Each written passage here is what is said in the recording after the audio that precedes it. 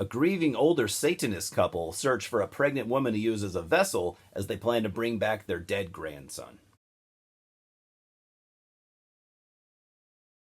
I mean, hell of a premise, right? Anything for Jackson is a Canadian film directed by Justin G. Dyck and stars Sheila McCarthy, Julian Richings, and Konstantina Mantelos. Now, I didn't previously know anything about anyone involved here. I know you hear me say that a lot, but there's a lot of directors and actors out there and stuff, so I don't know. I did take a look at Justin G. Dyck's filmography and saw a slew of romantic comedies, which kind of made me laugh. I did read that he says that a lot of the jobs that he took were just to get work, but one of the things that he's always wanted to do was make this film, which is kind of cool. It's admirable.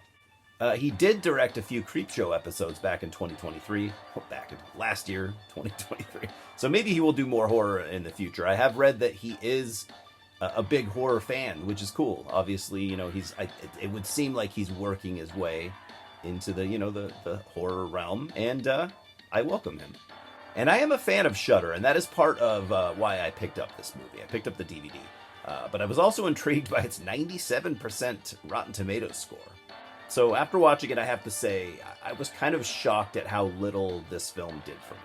And I'm not trying to just, take this movie down a peg because it was critically loved. I'm just not really that type of guy. Stuff that I read promised loads of gore, which, I felt like it didn't really deliver, and that kind of put me off, I guess, just to start with. I mean, sure, there was some, but not nearly as much as I expected. And I do generally try not to have expectations, but this one was kind of set up for me, I thought.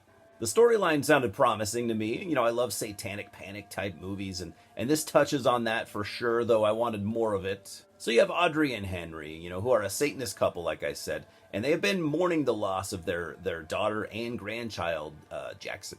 They acquired an ancient book of witchcraft, which has a passage for a spell that they believe might be able to help them bring Jackson back to life. They just need a vessel in the form of a pregnant woman. And Henry is a medical doctor, so he believes he could probably make that happen. Early on in the film, they kidnap Shannon, a patient of Henry's, who recently learned that she has become pregnant.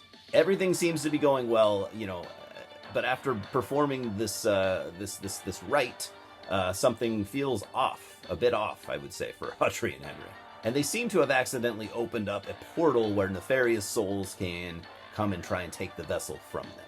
I know this seems like I'm going into heavy spoiler territory, but this all happens really, really early on in the movie, so I'm not going to spoil anything, any major plot points. I might be going a little farther than I would generally prefer, but I'm doing my best, man. I'm new at this still. But if this premise does sound familiar, it's because it's also the basic premise of the movie Insidious. And I found that a bit baffling, but Insidious, I think, did it much, much better than this film. I mean, here you do get a few creepy characters that, come from the supernatural world, but it wasn't nearly as effective as, I thought that it should have been. Literally everything that this movie seemed to be praised for, I feel indifferent about. The supposed massive amounts of gore? Nah, disagree. Oh, but it's so scary! I didn't think it was really that scary at all. Minus a few moments, I guess. Well, the acting is really good. Also, not really. I mean, for an indie horror film, it's probably slightly better than average. Sheila McCarthy probably gives the best performance here as Audrey. She's clearly a terrible person, don't get me wrong, but seems to maybe be kind of like in denial about that and just wants to come across as a sweet grandma. So really, I mean, it's like that's really her role, is to not be this like evil nefarious Satanist. She's just a sweet old lady. Julian Richings gives a solid performance as Henry, an uptight doctor. I gotta say, I've dropped the ball with that guy though. I looked at his filmography. He has been in a shitload of movies.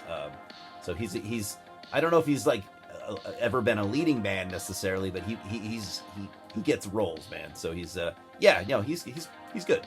Konstantina Mantelos' performance as Shannon Becker left me with some mixed feelings. I mean, she's got these big, brown, expressive eyes, and she's really good at acting with her face, but her performance overall I thought was kind of clunky, like her line delivery, and I don't know, I just, maybe this wasn't quite her thing. And she's essentially the final girl here, and I think she does go for it as much as she can, but her line deliveries at times just left a lot to be desired. So I appreciate the fact that this was very much director Justin G. Dyck and writer Keith Cooper's baby. They'd been wanting to make this movie for quite some time, but it just didn't deliver for me. I'm giving Anything for Jackson a 5 out of 10. I really wanted to give it a little higher score, maybe a 5.5 or a 6, but I just couldn't do it. Clearly I thought it was decent at best, and clearly I didn't see the movie that all of these, those Rotten Tomatoes critics did. Better luck next time, man. That's what I always say. Cheers, guys.